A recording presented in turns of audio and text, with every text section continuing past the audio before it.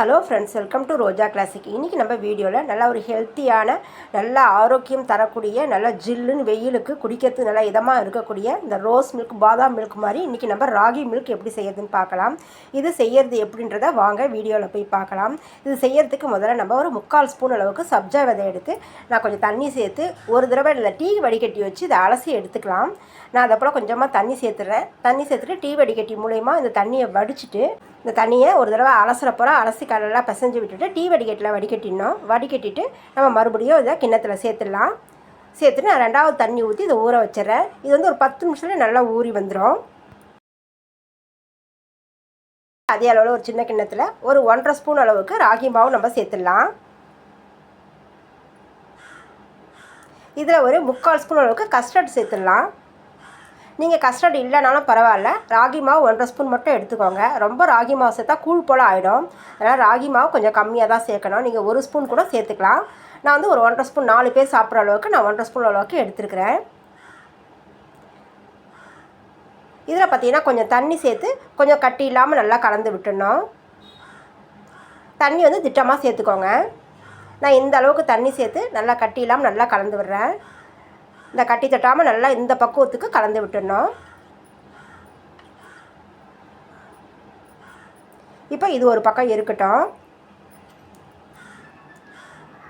அடுத்து பார்த்திங்கன்னா ஒரு பவுலில் ஒரு 10 போல் முந்திரி வந்து நம்மளுடைய விருப்பம்தான்.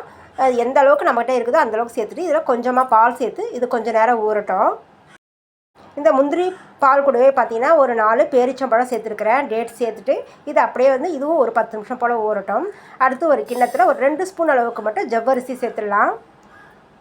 இது ஆல்ரெடி வறுத்த ஜவ்வரிசி, நான் வறுத்து ஸ்டோர் பண்ணி வச்ச ஜவ்வரிசி தான். இப்போ 2 ஸ்பூன் சேர்த்துட்டு இதை ஒரு தண்ணி சேர்த்து ஒரு அலசி எடுத்துகிட்டு வந்துட்டு இந்த ஜவ்வரிசி முழுகிற அளவுக்கு கொஞ்சமாக தண்ணி சேர்க்கணும். நம்ம ஜவ்வரிசியை வறுத்துட்டு சேர்க்கறதால ஜவ்வரிசி பார்த்திங்கன்னா ஒரு 5 நிமிஷத்தில் வெந்து வந்துடும். இப்போ நான் க்ளீன் பண்ணி தண்ணி சேர்த்துட்டு தான் அடுப்பில் வச்சுருக்கிறேன்.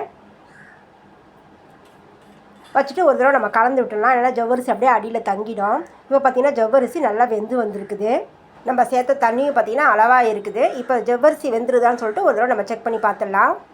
இப்போ ஜவ்வரிசி நல்லா வெந்திருக்குது. இப்போ இந்த ஸ்டேஜில் இறக்கி வச்சாலும் அந்த சூட்லேயே கொஞ்சம் நல்லா குழஞ்சி வெந்து வந்துடும். நான் இதை இறக்கிட்டு நான் வேறு ஒரு கிண்ணம் வச்சுருக்கிறேன். இதில் பார்த்திங்கன்னா ஒரு பீட்ரூட் எடுத்து அதில் ஒரு பாதி பீட்ரூட் வரைக்கும் கொஞ்சம் பெரிய பெரிய பீசஸாக கட் பண்ணி எடுத்து வச்சுருக்கேன். அதை இந்த கிண்ணத்தில் சேர்த்துட்டு இந்த பீட்ரூட் முழுகிற அளவுக்கு நம்ம தண்ணி சேர்த்துடலாம். இதுவுமே பார்த்திங்கன்னா கொஞ்சம் மீடியம் ஃப்ளேமில் வச்சிங்கன்னா ஒரு 5 நிமிஷத்தில் பீட்ரூட்டும் வெந்து வந்துடும். நான் தண்ணி சேர்த்துட்டு ஒரு தட்டு போட்டு மூடி போட்டு விட்டோன்னா சீக்கிரமாக பீட்ரூட் வெந்து வந்துடும். பீட்ரூட்டும் பார்த்திங்கன்னா ஒரு 5 நிமிஷத்தில் பீட்ரூட் வெந்து வந்துருச்சு. இதை நான் ஒரு தடவை செக் பண்ணி பார்த்துட்டு இப்போ நம்ம ஸ்டவ்வை ஆஃப் பண்ணிடலாம்.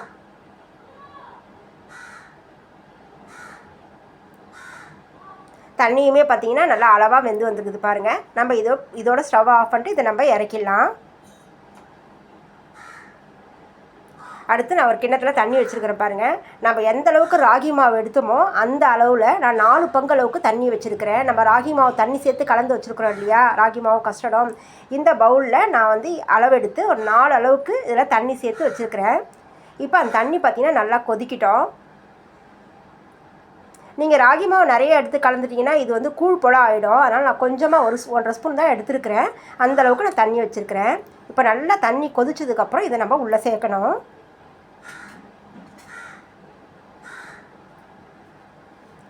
உள்ளே சேர்த்து நல்லா கலந்து விட்டுடலாம். இப்போ வந்து அடுப்பை வந்து ரொம்ப சிம்மில் வச்சுக்கோங்க. நான் தண்ணி கொதிக்கும் போது அடுப்பு ஹை ஃப்ளேமில் வச்சுருந்தேன். இப்போ ரொம்ப சிம்மில் வச்சுட்டு இப்போ நம்ம இதை சேர்த்துட்டு ஒரு தடவை கலந்து விட்டுடலாம். இந்த பவுல்லையும் நான் கொஞ்சமாக தண்ணி சேர்த்து அதையும் சேர்த்து இதில் கலந்து விடுறேன். ராகி மாவு சேர்த்து நல்லா வெந்து வந்ததும் பார்த்திங்கன்னா இது போல் கண்ணாடி பதத்தில் இருக்கணும். அடுத்து இதில் நாட்டு சர்க்கரை ஒரு 5 ஸ்பூன் அளவுக்கு சேர்த்துக்கிறேன். நீங்கள் நார்மல் சர்க்கரையும் சேர்த்துக்கலாம். இல்லை அந்த நன்னாரி ஜூஸ் சர்பத் அந்த பாட்டிலில் இருக்கும் பார்த்திங்களா, அதை கூட இனிப்புக்கு சேர்த்துக்கலாம். நீங்கள் அது வந்து ஆறுனதுக்கு அப்புறம் தான் சேர்க்கணும். இப்போ ஒரு 5 ஸ்பூன் அளவுக்கு மட்டும் நான் நாட்டு சர்க்கரை சேர்த்து நல்லா ஒரு கொதி வந்தால் போதும். ஒரு கொதி வந்தது நான் இப்போ ஸ்டவ்வை ஆஃப் பண்ணிடுறேன். இது வந்து கம்ப்ளீட்டாக ஆறட்டும். இது ஆறுற வரைக்கும் கொஞ்சம் நேரம் வெயிட் பண்ணணும். இப்போ பார்த்திங்கன்னா இது நல்லா ஆறி வந்துடுச்சு. ஆறுந்தோ பார்த்திங்கன்னா இதுவே கொஞ்சம் திக்காக இருக்குது பாருங்கள். அடுத்து ஒரு மிக்ஸி ஜார் எடுத்துக்கலாம். மிக்ஸி ஜாரில் நம்ம பாலில் ஊற வச்சுருக்கிற முந்திரியும் டேட்ஸையும் உள்ளே சேர்த்துடலாம். பால் சேர்க்காம வெறும் முந்திரி டேட்ஸை மட்டும் ஜாரில் சேர்த்துடலாம்.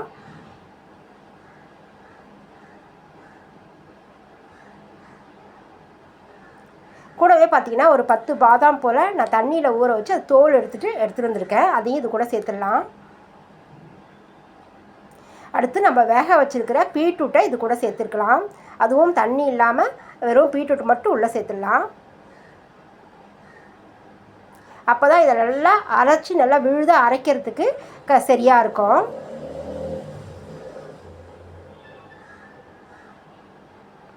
இப்போ நான் எல்லாமே உள்ளே சேர்த்துட்டு இதை மூடி போட்டு நல்லா விழுதாக அரைச்சி எடுத்துகிட்டு வந்துடணும்.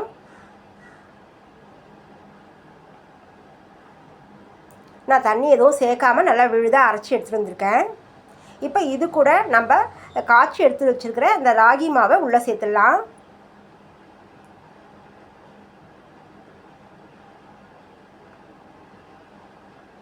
கூடவே நம்ம பாலில் ஊற வச்சுருந்து இல்லையா முந்திரி டேட்ஸும் அந்த பாலையும் இது கூட சேர்த்துட்டு பீட்ரூட் ஜூஸையும் உள்ளே சேர்த்துடலாம். உள்ளே சேர்த்து எல்லாத்தையும் ஒரு தடவை நம்ம கலந்து விட்டுடலாம். கலந்து விட்டுட்டு மறுபடியும் மூடி போட்டு நல்லா ஒரு 2 நிமிஷத்துக்கு அரைச்சி எடுத்துகிட்டு வந்துடலாம்.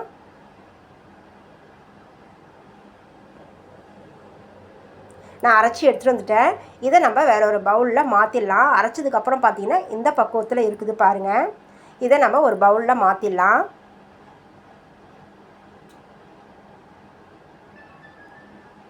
மாற்றிட்டு நம்ம இப்போ வேக வச்சது இருக்கிற ஜவ்வரிசியை உள்ளே சேர்த்துடலாம்.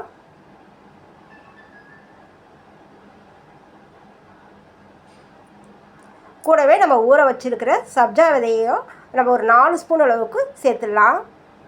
சப்ஜா விதையை சேர்த்துட்டு நான் ஜஸ்ட் ஒரு ஃப்ளேவருக்காக ஒரே ஒரு ட்ராப் மட்டும் வெண்ணிலா எசன்ஸ் சேர்க்குறேன். இது சேர்க்கலைனாலும் பரவாயில்ல. இதுக்கு பதிலாக நீங்கள் ஏலக்காய் தூள் சேர்க்கலாம். ஏலக்காய் தூளும் சேர்க்கலனாலும் பரவாயில்ல. நல்லா சாப்பிட்றதுக்கு நல்லா ஃப்ளேவராக இருக்கும். நம்ம கஸ்டர்ட் சேர்த்துருக்கிறதால ஏலக்காய் தூள் சேர்க்கலனாலும் பரவாயில்ல.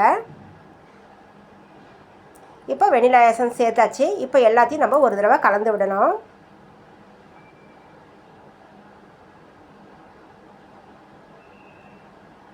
இது சாப்பிட்றதுக்கு பார்த்திங்கன்னா ராகி கூழ் போல் இருக்காது. நல்லா பாதாம் மில்க் போல் இருக்கும். பீட்ரூட் ஃப்ளேவரும் இருக்கும், கஸ்டர்ட் ஃப்ளேவரும் இருக்கும்.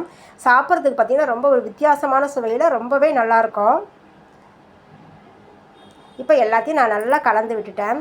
ஒருவேளை இனிப்பு பத்தலைன்னு நீங்கள் நினச்சிங்கன்னா இதில் ஒரு 2 ஸ்பூன் சர்க்கரை சேர்த்துக்கலாம். கடைசியில் இதில் 1 கப் அளவுக்கு நல்லா திக்கான தேங்காய் பால் எடுத்து வச்சுருக்கிறேன். அதையும் இது உள்ள சேர்த்துடுறேன். சேர்த்து எல்லாத்தையும் நல்லா கலந்து விட்டுடலாம். இதை கலந்து விட்டுட்டு இதை அப்படியே நம்ம ஃப்ரிட்ஜில் ஒரு 3 மணி நேரம் போல் வச்சு எடுத்துகிட்டு வந்துடலாம். இது பார்த்திங்கன்னா நீங்கள் காலை நேரத்தில் ரெடி பண்ணிவிட்டு இது சாப்பிட்றதுக்கு எடுத்து கொடுத்துட்டிங்கன்னா நல்ல ஒரு ஃபில்லிங்காக இருக்கும். காலையில் சாப்பிட்றதுக்கு நல்ல ஒரு ஃபில்லிங்காக இருக்கும். நான் ஒரு 3 மணி நேரத்துக்கு அப்புறம் ஃப்ரிட்ஜில் வச்சு எடுத்துகிட்டு வந்திருக்கேன். நல்ல ஒரு வாசனையான ஒரு ஹெல்த்தியான ஒரு ஹெல்த் ட்ரிங்க் நல்லா குலுன்னு ஜில்லுன்னு ரெடி ஆகிடுச்சு. டம்ளரில் சர்வ் பண்ணிவிட்டு மேலே சப்ஜா விதையை போட்டு கொடுத்துடலாம். சப்ஜா விதை வேணான்றவங்களுக்கு அப்படியே கொடுத்துடலாம். குடிக்கிறதுக்கு ரொம்ப ருசியாக இருக்கும். நம்ம எப்பயும் போல் பாதாம் மில்க் ரோஸ் மில்க்னு வீட்டில் ப்ரிப்பேர் பண்ணாமல் இதை போல் ஒரு ஹெல்த் ட்ரிங்க் செஞ்சு சாப்பிட்டு பாருங்கள். உங்களுக்கு இந்த வீடியோ பிடிச்சிருந்துன்னா நிறைய லைக் பண்ணுங்கள், நிறைய ஷேர் பண்ணுங்கள். மறக்காமல் ரோஜா கிளாசிக் சேனலுக்கு சப்ஸ்கிரைப் பண்ணிவிடுங்க. நம்ம அடுத்த வீடியோவில் பார்க்கலாம். தேங்க்யூ.